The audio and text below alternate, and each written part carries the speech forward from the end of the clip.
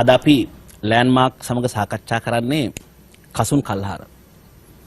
කසුන් මට මුලින්ම කියන්න පසුගිය දශකය මේ රටේ බිහි කරපු විශිෂ්ටතම ගායකයා කසුන් කල්හාර කියලා හැඳින්වීමක් තියෙනවා. ඔබ ඒක දන්නවද? මේවයි. මම දන්නවා එක්තරා තැනක ඔබතුමා විසින් එහෙම හැඳින්වීමක් කළා කියලා එක්තරා තැනක. හැබැයි මත් ඒක පෞද්ගලිකව විශ්වාස කරනවා. කසුන් ප්‍රසංග වේදිකාවේදී මාවබ නිරීක්ෂණය කරලා තියෙනවා. මං කියන්නේ එලිමහන් ප්‍රසංගවල නෙවෙයි.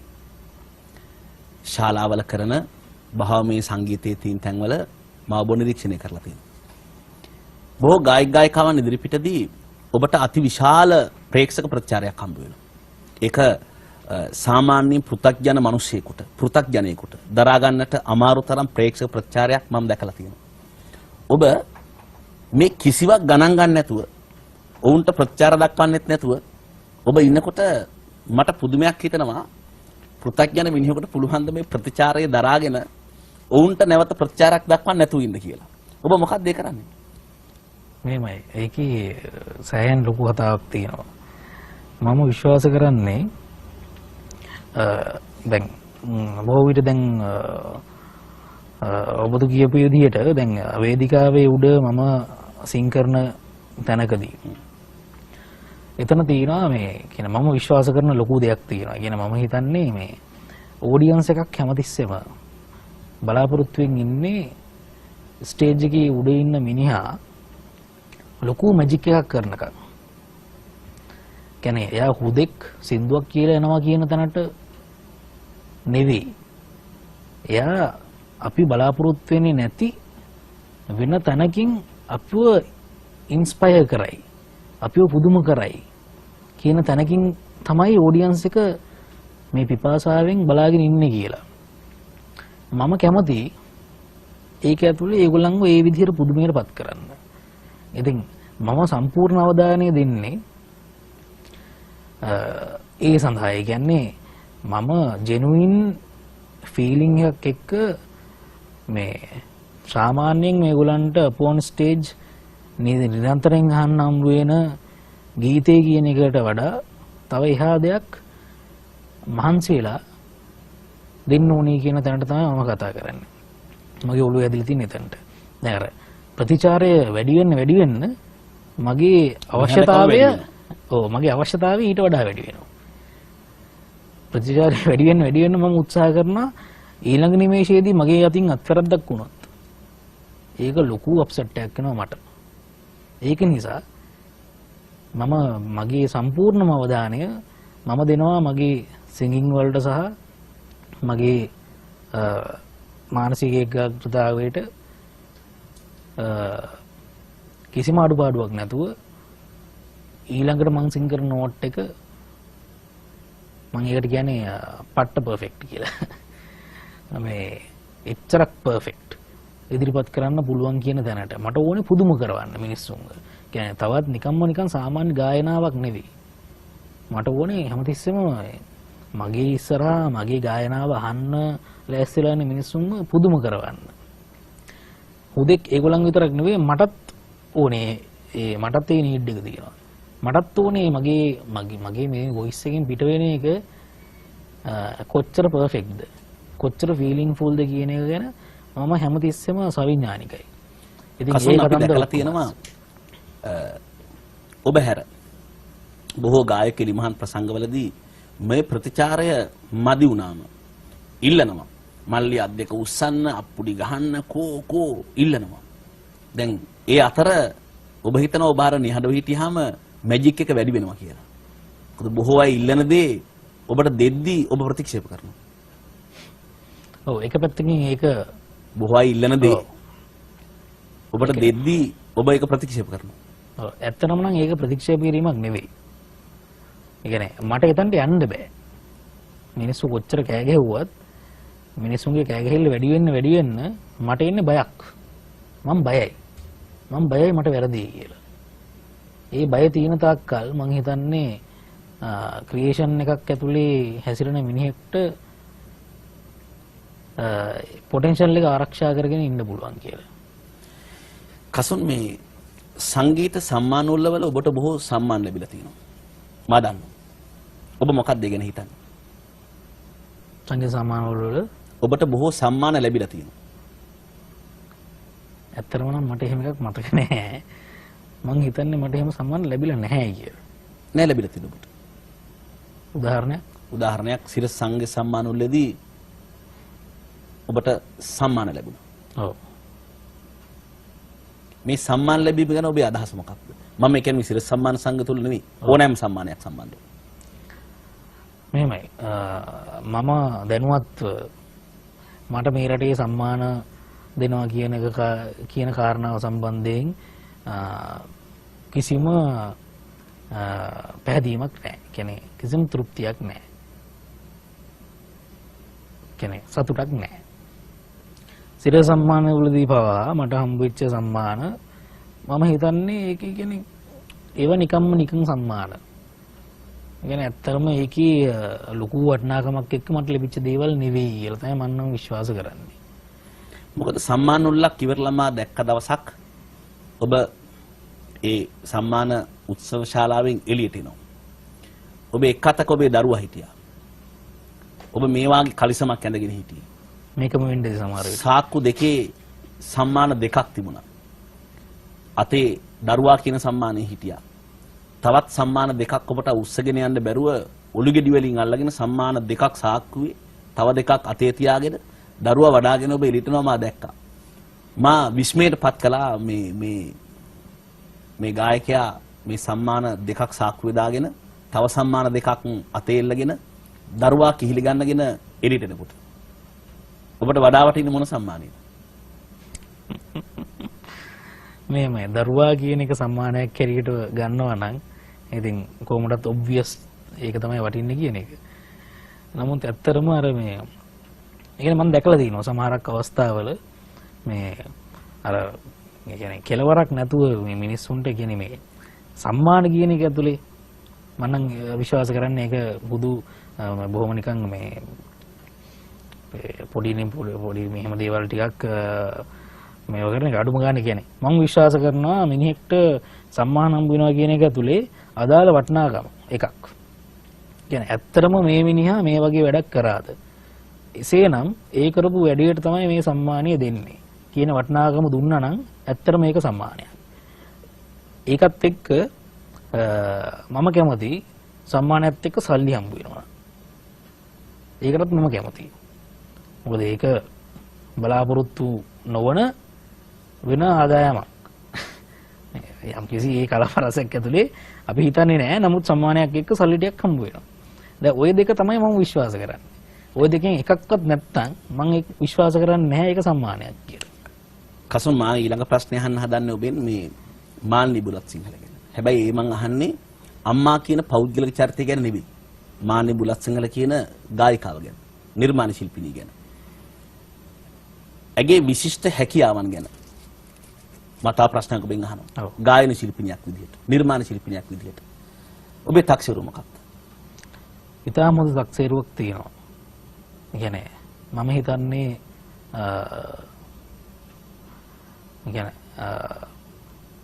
මම සෑහෙන විශ්වාස කරන දෙයක් තමයි මේ මගේ මව ඉතාමත්ම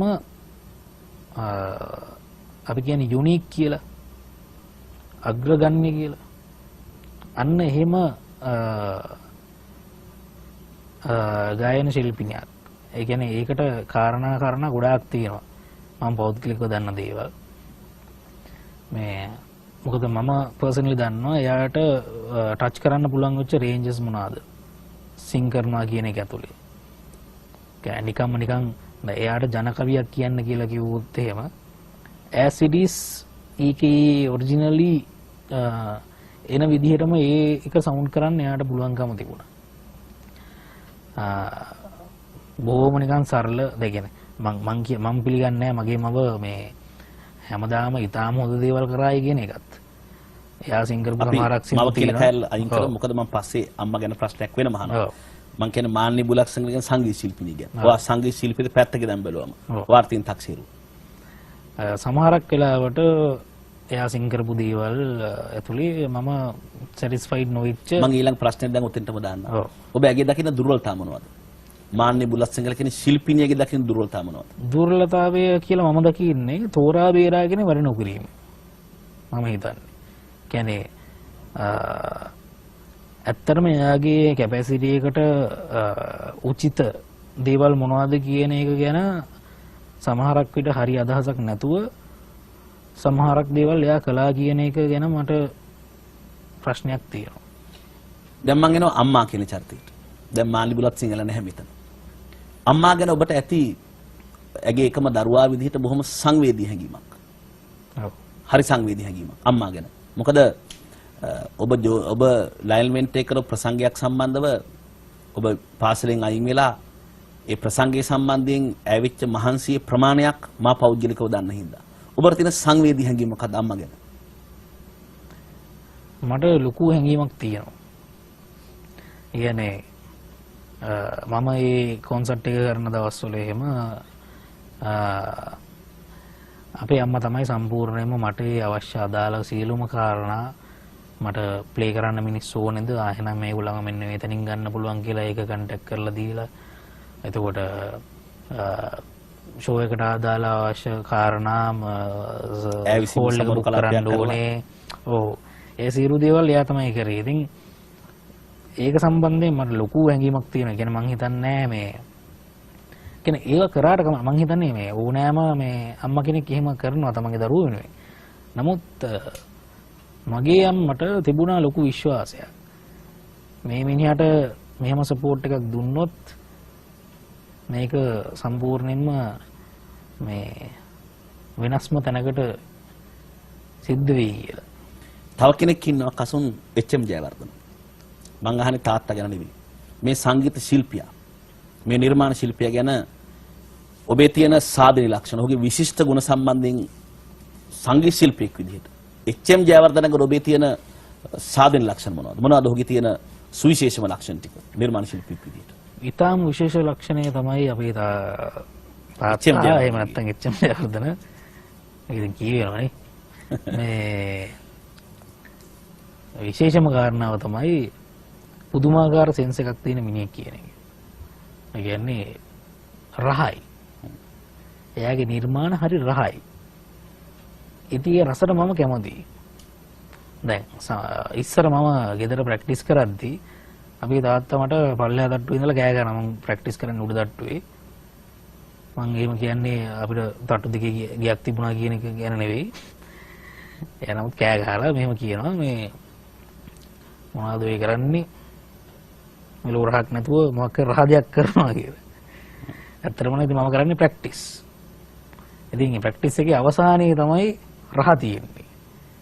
ඉතින් ඒ කාලීන ඒ දේවල් ඒ විදිහට සිද්ධ වුණා.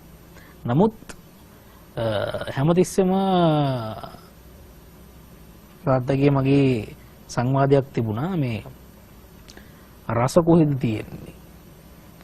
දැන් එයා කරපු ගොඩාක් ක්‍රියේෂන්ස් ඔය කලින් කරපු උදාහරණයක් විදිහට මම මේ මාර ආදරය කරන දේවල් ටිකක් තමයි ඉස්සර මේ නන්දාමාරණීයගේ ප්‍රසංගය සඳහා මුල්ම කරපු තන්නේ පූජාසනේ ඔබ ඉඳුව එතකොට මේ යවුණේ බිදුව මොකද මේ ඔය වගේ ගීත රාශියක් තියෙනවා. හරිම ලස්සනයි. ඔබයි රම්‍ය සඳ කිරණ. කියන්නේ හරිම රස තැන් වලින් තමයි ඒව අරන් තියෙන්නේ. දැන් එතනින් එහාට ආයි ඒක ඉච්චරයි. ආයි එතනින් එහාට අත තියන්න දෙයක් නැහැ. අන්න ඒ වගේ වෙන සෙන්ස් එකක් තිබිච්ච මිනිස්සෙක්. කසුන් වාගේ සංගීතය ගැන තියෙන හැදෑරීමේ තරම කොතරම්ද? සංගීතය ගැන ඔබේ හැදෑරීම මොකක්ද කියලා හැවුවොත්? හැදෑරීම සම්බන්ධයෙන් මම හිතන්නේ මම ලොකුවට හදාරලා නැහැ කියලා සංගීතේ. නමුත් මම හිතන්නේ බහුතරයක් මිනිසුන්ට වඩා මියුසිකල් සෙන්ස් එක මට තියෙනවා කියලා. මම හැදෑරීම කියලා අදහස් කරේ කසුන් මේ ඇකඩමික් විදියට හදාරනවා කියන එක නෙමෙයි. එහෙම ලෝකීය නිර්මාණ ශිල්පියෝන් තරම් ඉන්නවා මේ ඇකඩමික් විදියට ශාස්ත්‍රාලයකට ගිහලා හදාරපු නැති වෙන. මාහන්නේ ඒ සෙන්ස් එක ඇතුළේ ඔබට හැදෑරීමක් තියෙනවා. ඔව්. මම ප්‍රශ්න කරන්නේ අතර මේක. මොකක්ද ඒ හැදෑරීමේ තරම? මම හිතන්නේ ඉතින් තාමත් ඉතින් ඒ හැදෑරීමේ තමයි ඉන්නේ. ඒ කියන්නේ ලෝකෙ මෙහෙම දෙයක් තියෙනවානේ. මම සෑහෙන විශ්වාස කරන දෙයක් ඒක. මේ රුබයි ආර්ට් වල කියනවානේ මේ ලෝකෙ කිසි දෙයක් අලුත් නැහැ කියලා. මම ඒක සෑහෙන විශ්වාස කරනවා. මේ කිසිම දෙයක් අලුත් නැහැ. නමුත් Tamanට දැනෙන ෆීලිං එක ප්‍රකාශනය කරන විදිහ තමයි වෙනස තියෙන්නේ. එතකොට අපි ඇත්තටම නම් හදාරන්න ඕනේ අර සියලුම දේවල් අපි ඇසූ පිරූ තැන් ඔක්කොම ඉතිහාසයේ ඉඳලා අපි දැකපු දේවල්, අහපු දේවල්, ලස්සන දේවල්, කැත දේවල් ඒ ඔක්කොම අවසාන වශයෙන් අපේ එකක් විදිහට ප්‍රකාශනය කරන්නේ කොහොමද? අන්න ඒක තමයි ප්‍රැක්ටිස් කරන්න ඕනේ.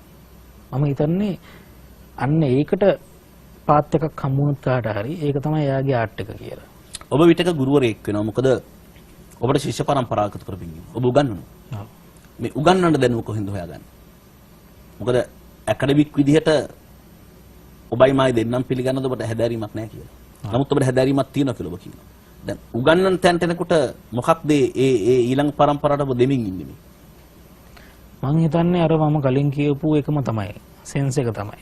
සෙන්ස් එක ඇතුලේ අපි වැඩ කරන්නේ කොහොමද කියන එක අපිට කෙනෙක්ට කියලා දෙන්න පුළුවන්. සමහරක් වෙලේ කියලා දෙන්නේ මනුස්සයට ඒක කිසිම ආකාරයකින් වැඩක් නැති වෙන්න පුළුවන්. නමුත් මිනිසුන් ඉන්ස්පයර් කරන්න අපිට පුළුවන්. මම කියන්නේ ආටිස්ට් කෙනෙක් කරන්න ඕනේ මිනිසුන් ඉන්ස්පයර් කිරීම. මම ගුරුවරයෙක් විදිහට කරන්නේ මං ගාවට ඇවිල්ලා මගෙන් ඉගෙන ගන්න හදන මිනිසුන් ඉන්ස්පයර් කිරීම. වැඩි දුරට. ඒක ඇතුලේ මම ඒගොල්ලන්ට බේසික්ස් ටික කියලා දීලා කොහොමද කෙරෙන්න ඕනේ ඉන්නමන්ද මේ කතන්දර ටික කියලා දෙනවා.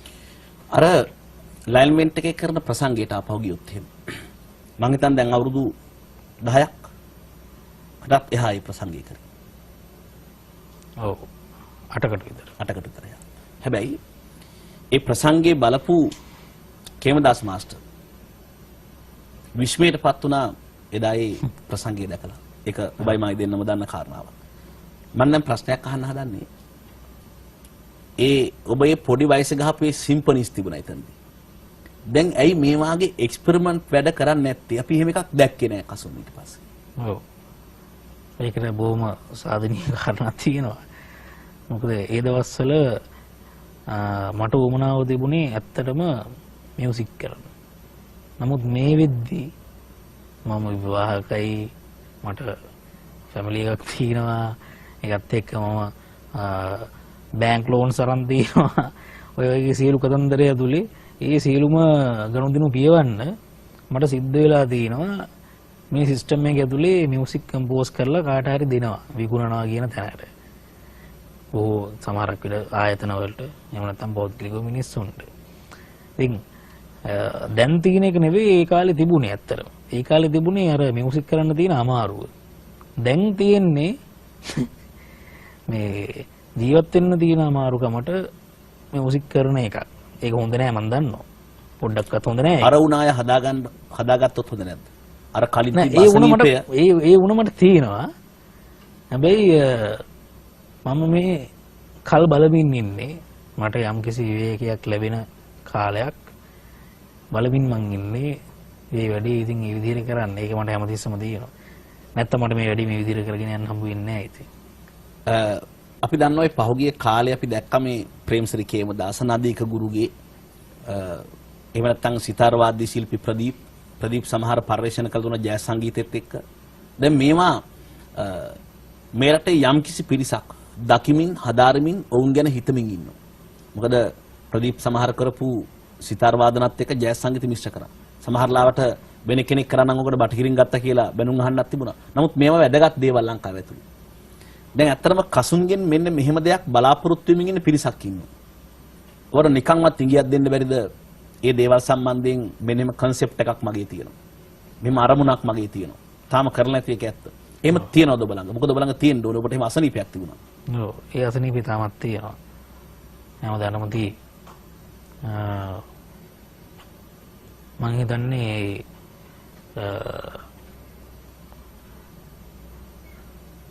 මම අහන්නේ කාලයක්. අපි දැකලා නැති ඩ්‍රීම් එකක් තියෙනවා මේ. වාගේ ඇතුලේ වේ හැංගිලා. ඔව්. තාම එළියට ආපු ඩ්‍රීම් තියෙනවා. මේක ඩ්‍රීම් එකක් මම අහන්නේ. මේ ඩ්‍රීම් එකේ හැඩේ පොඩ්ඩක් කියන්න පුළුවන්ද කියලා. කියන සමහරක් විට මෙන්න මේක කියන්නේ මම මේ කියන එක බොහෝ විට මේ ආගන්තුකෙන්න පුළුවන්. නමුත් ඇත්ත தත්ත්වය මම කියන්නේ මට මියුසික් කියන එක සෑහෙන ප්‍රමාණයකින් මම විශ්වාස කරනවා මට සෑහෙන ප්‍රමාණයකින් මියුසික් කියන එක සම්බන්ධයෙන් හැඟීමක් සහ ඒක ඇතුලේ මිනිසුන් ඉන්ස්පයර් කරන්න ඕනේ කියන අවශ්‍යතාවය ලොකුවට තියෙනවා කියලා. හැබැයි ඒකත් එක්ක මට තව දේවල් ටිකකුත් තියෙනවා. උදාහරණයක් ඇරෙන්න දැන් මම ගොඩාක් මේ බොහොම චිත්‍රපට ලෝලියෙක්. මට ෆිල්මින් ගැනත් අදහසක් තියෙනවා. සෙන්ස් එකක් තියෙනවා. මට ඒ අවශ්‍යතාවය තියෙනවා මියුසික් වලට වඩා. සමහරවිට මෙතන කියද්දී ඒක ජෝක් එකක් වෙයි. නමුත් මේ මගේ පැහැදිලි අවශ්‍යතාවයක් තියෙනවා. ඒ කියන්නේ මම ආසයි. මම ආසයි පොතපත කියවන්න ආසයි. කවි කියවන්න ආසයි. ඒ ඇතුලේ රසතෙන් මිනිසුත් එක්ක කතා කරන්න ආසයි. ඉතින් මේ සියලුම දේවල් ඇතුලේ අර පෙරලා දෙන ප්‍රොජෙක්ෂන් එක කියලා කියන එකට මියුසික් විතරක්ම නෙවෙයි මට අදාළ වෙන්නේ. මට තියෙනවා පොඩි පිස්සුවක් තියෙනවා මෙන්න මේ වගේ දේවල් කරන්න ඕනේ කියලා. දැන් එක්සැම්පල් එකක් කිව්වොත් අපි දැන් ප්‍රේමසිරි කේමදාස විටක ඔබේ මවත් සම්බන්ධ කරගෙන පිරිනුවන් මංගල්‍ය කියලා කැන්ටාවක් කරා. කැන්ටාවක් කරේ ඒක හරිම රහ වැඩක් විදිහට තමයි අපි දැන් අවුරුදු කීපයකට කලින් දැක්කේ අවුරුදු 10කට වයි කලින් දැක්කේ ඒ පිරිනුවන් මංගල්‍ය පුදුම තරම් රහ වැඩක් විදිහට. දැන් කසුන් එහෙම ඊළඟ පරම්පරාව කරයි කියලා හිතන්නට අමාරුයි. දැන් අපි දන්නවා පොඩි ඩිජිටල් වෙලා තියෙන ඔක්කොම නිකන් කෑලි හදලා එකතු වෙලා තියෙන්නේ. දැන් මෙහෙම අදහස් නැද්ද ඔබ ළඟ? තවත් හීන තියනවද මෙහෙම? මම උත්සාහ කරා මෑත කාලිනව. අපේ රටේ ප්‍රශ්නයක් තියෙනවා. ඒ කියන්නේ උදාහරණයක් කියලට මම කිව්වනේ අර මම වර්ක්ෂොප්ස් වගේක් කරා කියලා. මම මිනිස්සු ටිකක් අරගෙන මම ඒගොල්ලන්ව ප්‍රැක්ටිස් කරවලා මම උත්සාහ කරා ඒගොල්ලන්ව මේ මම බලාපොරොත්තු වෙන සිංගින් කැපැසිටි එකට වෝකල් කැපැසිටි එකට ගෙනහල්ලා ඒ වොයිසස් ඇතුලේ වැඩක් කරන්න. ප්‍රශ්නේ කියන්නේ අපේ රටේ මිනිස්සුන්ට මේ හැමතිස්සෙම තියෙන්නේ අර සුපර්ස්ටාර් සිහිනේනේ. ඉතින් ඒක ඇතුලේ මම කොච්චර කිව්වත් යකුනේ උඹලට මම මේ කියන්නේ මේකයි. ඒක සෙන්ස් වෙන්නේ නැහැ. ඕනේ කොයි වෙලේ හරි සින්දුවක් කියාගෙන ඒක මේව කරගෙන පොපියුලර් සෝං එකක් එළියට දාලා මීඩියාස් වල උදව්වෙන් ඉතින් ඒක මේකක්. දැන් මම සෑහෙන උත්සාහ කරා. කියන මගේ වර්ක්ෂොප්ස් වල මම මියුසික් විතරක් නෙවෙයි ඇත්තටම නම් කරේ. මම යකුන්ට මේ පොත්පත් ගෙනල්ලා ඒව කියලා දුන්නා. මෙන්න මේකේ මෙන්න මෙහෙම දේවල් තියෙනවා. ෆීලිංගස් කියන්නේ මේවා, ආර්ට්ස් කියන්නේ මේක. ඒ සියලු දේවල් ගැන සෑහෙන දේවල් කරන්න උත්සාහ කරා. නමුත් එකයි දෙන්නයි එතනින් ඉන්ස්පයර් වෙන්නේ. කසුන් මේ සාමාන්‍යයෙන් මේ අපි කියන මේ ටෝන් කලර් එකයි සමායන මට පොඩි උදව්වක් දෙන්න. මම කිව්වේ අර වැඩේ කරන්න බෑ. අර සිංගර්ස්ලා ටිකක් එක්ක කරන්න බෑ. තමන් මම සිංගර් කෙනෙක්. මට සිං කරන්න පුළුවන් කියන එකෙන් උද්දාමයට පත් වෙච්ච මිනිස්සු ටිකක් එක්ක ඒ වැඩේ කරන්න බෑ. අර ආටිස්ටික් වැලියු එක හරියටම දන්න, සෙන්ස් එකක් තියෙන, දැනෙන, ෆීලිං එකක් තියෙන. තව දෙයක් ගැන මේ කිසිම මේ ප්‍රශ්නයක් නැතුව අපි කියන ඇප්‍රීසියේෂන් කියලා. තව කෙනෙක් හොඳට සිං කරනවා කියන එකට මේ අගය කරන්න පුළුවන්කම තියෙන එහෙම මිනිස්සු සෑහෙන නැහැ. සෑහෙන අඩුයි. ඉතින් එහෙම මිනිස්සු ටිකක් තමයි මට මගේ වැඩේට අවශ්‍ය. කසුන් මේ මට කියන්න මේ ටෝන් කලර් එකයි මියුසික් වල ටෙක්නික්ස් කියන එකයි දෙකක් මා දන්න තරම. ඔව්. හැබැයි මේ අලුත් පරම්පරාව බොහෝ විට හිතන් ඉන්න මේ දෙක එකක් කියලා. ඇත්තටම පැහැදිලි කරන්නක මේ දෙකේ වෙනස මොකක්ද කියලා. ඒක සම්පූර්ණයෙන්ම වෙනස් දෙකක්. ටෙක්නික්ස් කියලා කියන්නේ සිං කරන්න පුළුවන් තමන්ගේ කැපැසිටි එක. ධාරිතාව. උදාහරණයක් ඇරෙට කෙනෙක්ට පුළුවන් වෙස්ටර්න් ක්ලාසිකල් සිං කරන්න, ඒ කෙනාටම පුළුවන් නම් ඉන්දියන් ක්ලාසිකල් සිං කරන්න. එයාගේ ධාරිතාව ලොකුයි කියලා අපි කියනවා. ඒ කියන්නේ එයා ටෙක්නික් වයිස් සෑහෙන හොඳයි. එහෙම මිනිස්සු මට හම්බුලා තියෙනවා. හැබැයි ඒ කාටවත් නැති දේ තමයි මේ විශේෂිත වූ ටෝන් කලර් එකක් කියන එක. ටෝන් කලර් එකක් කියලා කියන එක ඇතුලේ හැමතිස්සෙම කියන අරකට අන්තර්ගතයි ඒකට. ටෙක්නික්ස් උත් අන්තර්ගතයි. නමුත් හුදෙක් ටෙක්නික් ෆලෝ කරන මිනිහට වඩා විශේෂ දෙයක් තියෙනවා එයාගේ. එයා යුනික්. එයාගේ වොයිස් එක අර පිරිස අතරේ අඳුර ගන්න පුළුවන්. ඒක හරි වෙනස්. අනිත් අයට වඩා වෙනස්. එයා එක නෝට් එකක් මෙහෙම සිං කරත් ස්ටේජ් එක උඩ මිනිස්සු සද්ද නැතුව ගල් ගිහලා බලාගෙන ඉන්නවා. ඊළඟ ඒක මොකද්ද කියලා. අන්න ඒක ඒ පුදුමයට පත් කරන එක තමයි ටෝන් කලයක කියලා කියන්නේ. ඒක හරි යුනික්. ඒක හැමෝටම තියෙන එකක් නෙවෙයි. ඒක එකක් වෙන්න බෑ කීප දෙනෙක් අතරේ. ඒක සෑහෙන විශේෂ එකක්. ඒක එන්නේ හුදෙක් තමන්ගේ මෙතනින් එහාට යන එකකින් නෙවෙයි. බඩින් දැන් අපි වොයිස් ටෙක්නික්ස් ගත්තොත් එහෙම අපි කියන්නේ බඩින් තමයි සිං කරන්නේ කියලා. මේ බඩේ තියෙන කැපැසිටි එක අපි මෙහෙම හුස්ම ගන්නවා මෙහෙම පිට කරනවා. මෙතනින් නෙවෙයි. අර අපි සාමාන්‍ය හුස්ම ගන්නේ පපුවටනේ. අපි දන්නේ විදිහටනේ. නමුත් සිං කරද්දී ඒ අවශ්‍ය පීඩනය ඇති කරන්නේ. ඒ අදාළ ටෙක්නික්ස් වලට අවශ්‍ය ෆීලිං එක ඇති කරන්නේ බඩෙන්. ඒක තමයි ඇත්ත කාරණාව. බඩේ තෙරපුමත් එක්ක තමයි උදාහරණයක් විදිහට අපි ට්‍රෙමොලෝ කියලා කියන්නේ.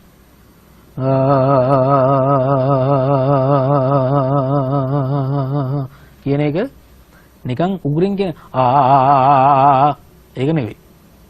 ඊට වඩා සෑහෙන වෙන එකක්. ඒක අපි කරන්නේ මේ බඩේ ටිෂුස් ඇතුළට තෙරපලා කරන එකක්. ඉතින් ඒ වෙන ටෙක්නික්ස්. ඒවා තමයි ටෙක්නික්ස් කියලා කියන්නේ. හැබැයි ඒ කොච්චර මේ දේවල් දැනගත්තා. මිනිහෙක්ට නැත්තම් තමන් සිං කරන එක ගැන ෆීලිං එකක්.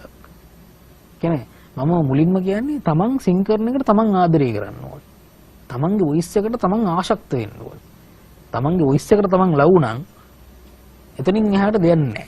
කසුන් මට කියන්න මේ කාලයක් තිබුණ ලංකාවේ දැන් අවුරුදු 10කට 15කට කලින් අපි දැක්ක මේ සියලු මාධ්‍ය පත්තර රූපවාහිනී මාධ්‍ය සිනමා මාධ්‍ය රූපවාහිනී මේ සියල්ලම මාධ්‍ය යැපෙන්නේ කලාකරුවන්ගේ. ඔව්. මාධ්‍ය යැපුණේ කලාකරුවන්ගේ. දැන් විශ්වාස කරන දැන්ටත් එහෙම තමයි කියලා. නමුත් දැන් මේ කලාකරුවෝ මාධ්‍යයෙන් යැපෙන්න යන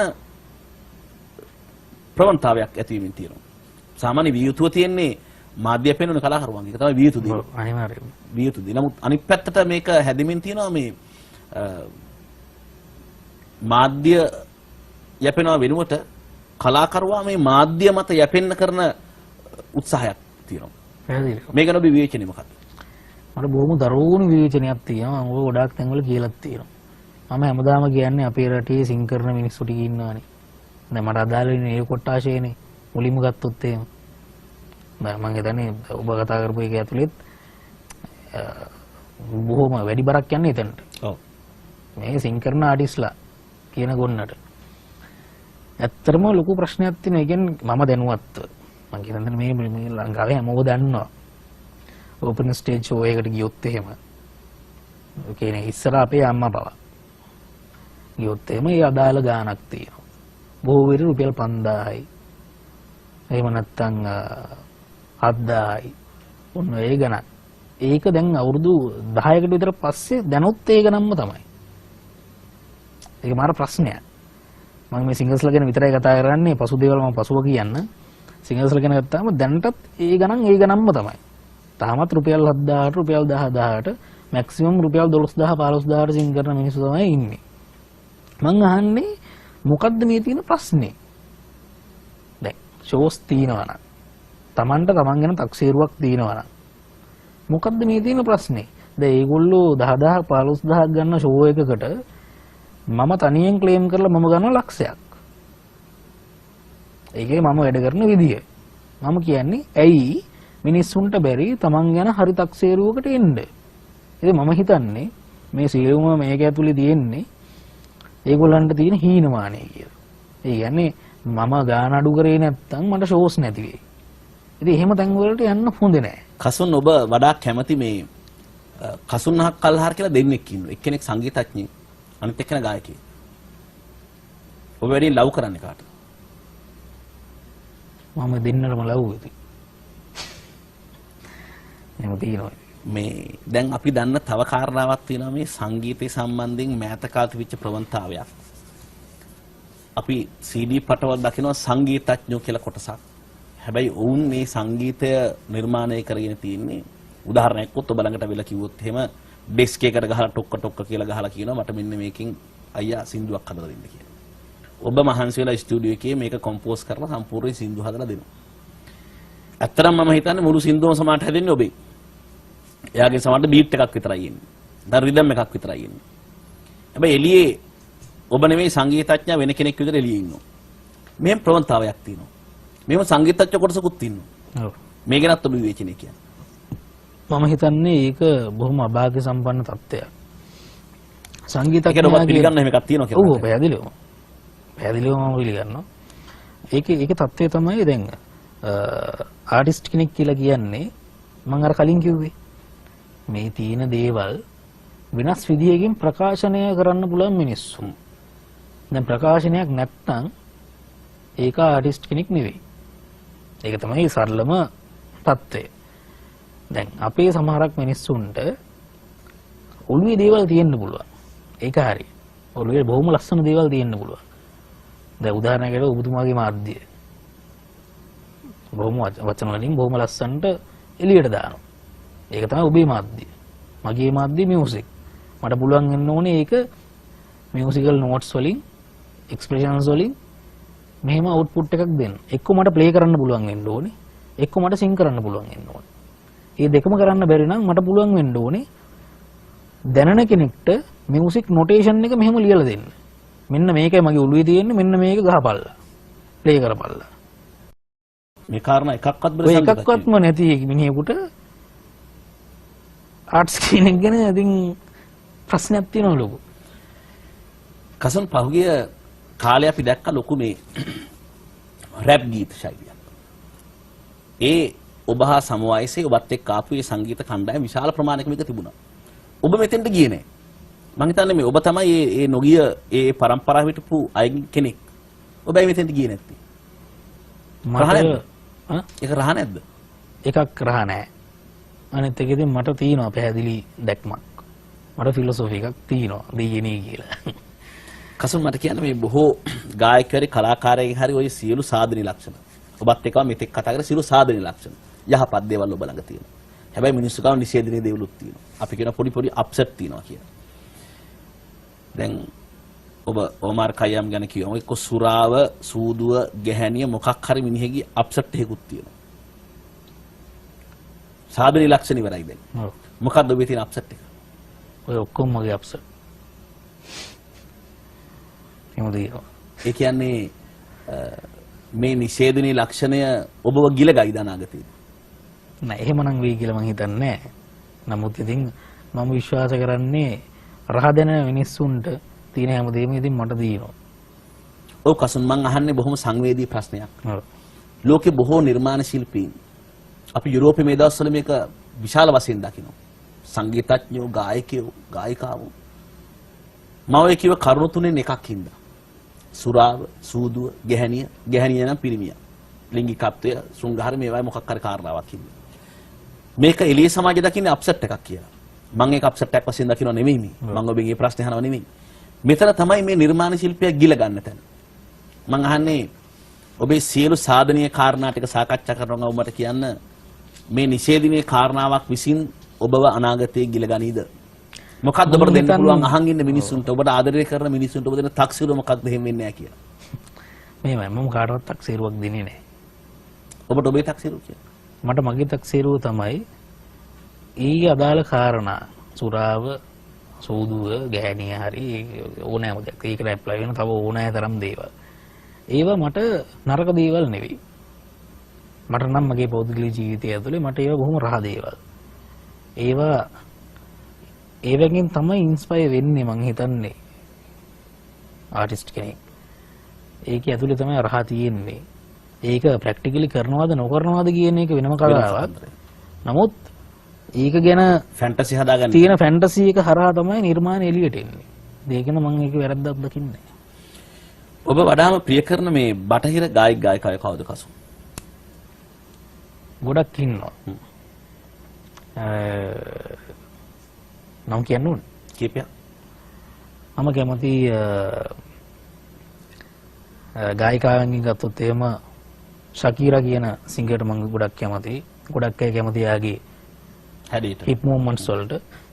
නමුත් වොයිස් ටෙක්නික්ස් පැත්තෙන් ගත්තොත් එහෙම ඉතාමත් දක්ෂ ගායිකාව. ෂෙනායා ට්වින් කියලා තව ගායිකාවක් ඉන්නවා. ඒ පුදුම රෝ වොයිස් එකක් තියෙන්නේ.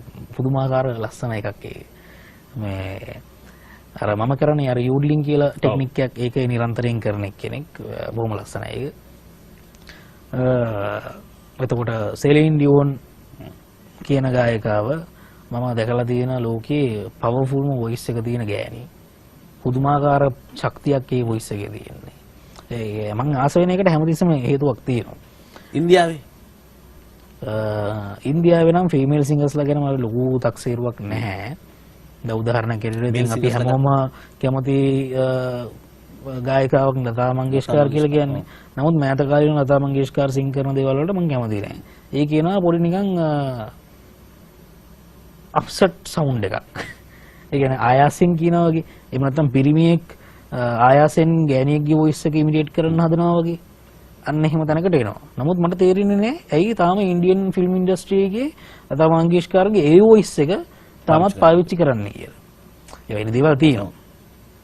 ඉතින් ඉන්දියාවේ වොයිසස් ගැන මට එහෙම ලොකු දෙක්සේරුවක් නැහැ. අර විදියට බැලුවොත් සිංහලෙම තියෙනවා. ලංකාවේ ඔබ හැර ලංකාවේ මම හැර මේල් ආටිස්ට්ලා නම් මම සෑහෙනම මේ පුදුමයටපත් වෙන මිනිස්සෙක් ඉන්නවා අමරසිරි බීරිස්. මේ මට සිං කරන්න බැරි සමහර දැන් මමයි අමරසිරි බීරිස් මහත්මයයි එක ස්ටේජ් එකේ සිං කරපු අවස්ථා තියෙනවා. මම සාමාන්‍යයෙන් ඉතින් එයා සිං කරනකොට අහනවා. මම බොහොම අමාරුවෙන් පිච් කරලා සිං කරන තැනක එයා කිසිම ආයාසයක් නැතුව හරියටම හරි පිච් එකේ සිං කරනවා මම අහලා තියෙනවා. කියන්නේ ඒකේ මම හිතන්නේ මගේ දෝෂයක් හැටියට නෙවෙයි. මට ඒක තියෙන සවුන්ඩ්ස් වල ප්‍රශ්නයක්. මොකද මම සිං කරන එක ඇහෙන්න ඕනේ. එහෙම ඇහුන්නේ නැත්තම් මට සිං කරන්න අමාරුයි. නමුත් මෙයාට ඒ දෝෂෙත් නැහැ. බොහොම ඇකියුරේට් හරියටම හරි පිච් එකේ ඇකියුරේට් සිං කරනවා. ඉතින් අර එහෙම මිනිස්සු බොහොම අඩුයි. ඒකින්ද ෆීමේල් ආටිස්ට්ලා ෆීමේල් ආටිස්ට්ලා ලංකාවේ පිච් එකට සිං කරන ෆීමේල් ආටිස්ට් කෙනෙක් මට තාම හම්බ වෙලා නැහැ. ඒකේ ප්‍රශ්නයක් තියෙනවා. හැබැයි පොටෙන්ෂල් එකක් තියෙනවායි කියලා හිතන්න පුළුවන් ආකාරයේ ෆීමේල් ආටිස්ට්ලා කීප දෙනෙක් මට හම්බ වෙලා තියෙනවා. නමුත් මං හිතන්නේ ඒ රේන්ජ් එකත් මදි කියලා සිංගර් කෙනෙක්ට. කසුන් කාලයක්ව මේ රටේ ඊළඟ පරම්පරාව රූකාන්ත ගුණතිලක අනුකරණය කරා. අපි පහුගිය අවුරුදු 10 30 දකිනවා මේ කසුන් කල්හර අනුකරණය කරනවා. මේක ඔබට ආඩම්බරයක් කාරණයක්ද? ඔව් මම සන්තෝෂයි ඒකට. ඒ පොඩි ජොලියක් තියෙනවා ඒක. ඔබත් දන්නවා ඒක කරනවා මේගොල්ලෝ කියලා. ඔව්. දැන් ඔබේ ගීතවල සහ ඔබ ගායක ගායිකාවන්ට ගීත හදලා දුන්නගෙන් පස්සේ මේක රූකාන්තගෙත් මම දැක්ක මේ මං අර නිෂේධනීය දේවල් මම දැන් ප්‍රශ්න කරමින් යනවා. රූකාන්තගෙත් මම දැක්ක දෙයක් තුනේ තමයි රූකාන්ත ගීතයක් හදලා දුන්නාම ඒ ගීතේ ගායකයෙක් කිව්වහම ගායකයා නැති වෙලා රූකාන්ත ඉන්නවා. දැන් ඔබ හදලා දෙන බොහෝ ගීතවල මේ ප්‍රශ්නේ මම දකිනවා පැත්තකින්. ඒ තමයි කසුන් කල්හාර මියුසික් කරලා සින්දුවක් හදලා දුන්නාම දැන් ඇත්තටම වෙන්න ඕනේ කසුන් ඕකේ අනිත් පැත්තනේ. ඔයා සින්දුවක් හදලා දුන්නාම මියුසිෂියන් විතර වා ඉන්නවා ගායකයා ඉන්න ඕනේ. ඒකෙත් ඉන්නේ කසුන්. අයියේ. ඒකේ ප්‍රශ්නයක් මම හිතන්නේ මේ මම දැන් හැම සින්දුවකටම ගයිඩ් එකක් දානවා. ඔව්. ඒ මගේ ප්‍රකාශනය තමයි ගයිඩ් එකේ තියෙන්නේ. ඔව්. ඕවිල ගායක ගායිකාවෝ මගේ ගයිඩ් එක අහලා ඒකම සිං කරන්න උත්සාහ කරනවා. ඉතින් මම නිරන්තරයෙන් කියනවා ඒක එහෙම කරන්න එපා කියලා. ඉතින් ඕක බලලා දැන් ඇති වෙච්ච දේ දැන් මම කල්පනා කරලා දැන් මේවා කරලා දෙන්නේ තවදුරටත් ගයිඩ් දාන්නේ නැහැ. මා කියන ප්‍රශ්නේ වල දැන්ලා තිබිලා තියෙනවා. ඔව් පැහැදිලිව ඒක ලොකු ප්‍රශ්නයක්. ඒ කියන්නේ මට කිසිම දෙයක් නැති වෙන්නේ නැහැ. ඒක ඔබට නැති වෙන්නේ නැහැ. නමුත් අර ගායකයා නැති වෙනවා. ඔහුගේ හඬ පෞරුෂය නැහැ. ඔහුගේ අනන්‍යතාවය මොකුත් නැතුව එතන කසුන් කල්හර පැටියෙක් වගේ කෙනෙක් ඉන්නවා. ඔව් ඒකින්ද මම ඒක දැන් පොඩ්ඩක් එහාට කරලා වෙන විදිහකට තමයි ගයිඩ් එක දෙන්න උත්සාහ කරන්නේ. මේ කසුන් මේ ලංකාවේ ගායකයන්ට ටික කලක් ගියාම සින්දු ලියලා තියෙන එක්ක තමන්ගේ බිරිඳ එක්ක අක්කා එක්ක නංගි එක්ක පෙම්වතිය නැත්තම් පෙම්හසුන් ලියන එක්කෙනා. ඔබේ බිරිඳ ඔබට සින්දු ලියන්නේ නැද්ද? මගේ බිරිඳ මට එක සින්දුවක් ලියලා දීලා තියෙනවා. හැබැයි එයා බොහොම කැමැත්තෙන් කරපු එකක් නෙවෙයි. කියන්නේ මට තිබිච්ච යම්කිසි උවමනාවක් නිසා මම එයාට කිව්වා මෙන්න මේව ලියලා දෙන්න කියලා. ඉතින් එතකොට මේ ඒකටත් සෑහෙන දේවල් කියලා තමයි අවසාන වශයෙන් සින්දුවක් ලියලා දුන්නේ. මේ හැබැයි ඒකේ හානියක් නෑ ඉතින්. නෑ මං වෙන තැනකට මේ ඉන්නේ හැටි. තායිද මගේ බිරිඳ හොඳට ලියනවා. නදී කම්මැලි විර කියලා කියන්නේ අර එච්.එම්. ජයවර්ධනගේ මාල්නි බුලත් සිංහලගේ පුතා වගේ නදී කම්මැලි විරටත් තියෙනවා පුදුම ලේඛන හැකියාවක් තිබුණු ලියන්න කියන්න පුළුවන් කමක් තිබිච්ච විචාර හැකියාවක් තිබිච්ච සහ රංගන හැකියාවක් තිබිච්ච සහ ඒ දේවල් හොයමින් ගිය යුවතියක්. දැන් ඒ යුවතිය තමයි මේ කසුන් කල්හර කසාද බඳින්නේ. ඔව්. මං කියන්නේ කසාද බඳලා පස්සේ එයා නදී කම්මැලි විරගේ කලා ජීවිතය කසුන් කල්හර විසින් මේ වෙද්දි ඉවර කරලා තියෙනවා කියලා මම චෝදනා කරනවා. ප්‍රශ්නයක් නැහැ ඉතින් මම ඒක පිළිගන්නවා. මොකද මේ අපි නිතර කතා බහ කරන දෙයක් ඒක. එයාට තියෙන කාලයත් එක්ක මේ සහ එයාට කරන්න සිද්ධ වෙලා තියෙන අනිකුත් වැඩත් එක්ක මේ අපි නිරන්තරයෙන් කතා කරන දෙයක් ඒ කියන්නේ මම එක්ස්පෝස් වෙනවා තමයි. නමුත් පිරිමින්ටෝක වෙනවනේ පසුඳ. ඒක එහෙම බයිමයි දෙන්නම ගත්තා. පිරිමියා එළිය සමාජයේදී තමන්ගේ වැඩේ මෙහෙම කරගෙන යනවා. හැබැයි අර නිර්මාණශීලී ගැහණිය මේක ඇතුළේ හිර වෙනවා. ඔබේ විවේචනය කියන්නේ. මම කැමති නෑ එහෙම වෙනවට. නමුත් දැන් කාලෙක ඉඳලා එහෙම වෙලා තියෙනවා. ඉතින් ඒක ගැන කතා කරනවා. ඒක ගැන ගොඩාක් විවේචන තියෙනවා. තියෙනවා දේවල් අපි රණ්ඩු කර ගන්නවා. ඔබට ඒ ගැන කම්පාවකුත් තියෙනවා. පැහැදිලිවම ලොකු කම්පාවක් තියෙනවා. මොකද මම ඒ කැපැසිටි එක දන්න නිසා. ඉතින් ඒක ඇතුලේ මම හිතන්නේ එජස් වෙන තැනකට එයි. එක්කෝ කියන්නේ තාම හරි අදහසක් නැහැ කොහොමද ඒක වෙන්නේ කියලා. නමුත් මම හිතන්නේ මොකක් හරි තැනකට එයි ඒක එජස් වෙන තැනකට. මොකද මම කැමති නැහැ ඒක නිකන් මෙහෙම වෙන පැත්තකට එහෙම අපතියවන්න මම කැමති නැහැ. මොකද එයාගේ කැපැසිටි එක සෑහෙන ලොකුයි. මොකද මේ විවාහ සංස්ථාවේ කුටුම්බය ඇතුලේ ඒ වාගේ කලා ජීවිතයක්. ඔව්. මම විශ්වාස කරන්නේ විවාහයේ ඇතුලේ මේ එහෙම ප්‍රශ්න ටිකකුත් තියෙනවා. දැන් උදාහරණයක් කියන්න මම හිතන්නේ මම ටිකක් දැන් වැඩිපුර එක්ස්පෝස් වෙලා තියෙනවානේ. ඔව්. දැන් ඒක ඇතුලේ මිනිස්සු ඇඩ්මයර් කරන්නේ මාව. කසුන් මාරයි. ඔය වගේ කතන්දර ටිකක් තියෙනවානේ. ඒක ඇතුලේ මම හිතන්නේ දැන් අර මගෙත් එක්ක ඉන්න පාර්ට්නර් ඉබේ යට යනවා. දැන් ඒක එහෙම වෙන්න දෙන්නත් බෑ. ඒක අසාධාරණයි. ඔව්. ඉතින් ඒක වෙන විදිහකින් උඩට එන්න ඕනේ. මේ ඒකට මම හිතන්නේ ඉතින් ටිකක් කල්පනා කරලා වෙන විස්තරයක් හොයාගන්න සිද්ධ. කසුන් මම හිතන්නේ ලංකාවේ තියෙන ලොකු ගැටලුවක් තමයි අපිට මටවත් එක බොහෝ ප්‍රශ්න මා හදාගෙන අතිරය කතා කරනවත් අපේ කාලය ඉවරයි කියලා මට සංඥාවක් එනවා. අපිට හරි අමාරුයි කසුන් ලංකාවේ බොහොම විවෘතව යම් දේවල් කතා කරන්න කියන්න මාධ්‍යයක් කියන්න අමාරුයි. හැබැයි මම හිතන්නේ මේ සීමාව ඔබයි මයි දෙන්නම බින්දා කියලා. ඒ නිසා ඔබ මේ සංවාදයට සම්බන්ධ වෙච්ච එක ගැන සහ ජීවිතේ සම්බන්ධයෙන් අහන් ඉන්න මිනිස්සුන්ට රටට ඇත්ත කීම සම්බන්ධව බොහොම ස්තුතියි මේ සංවාදයට සම්බන්ධ වුණාට. හරි.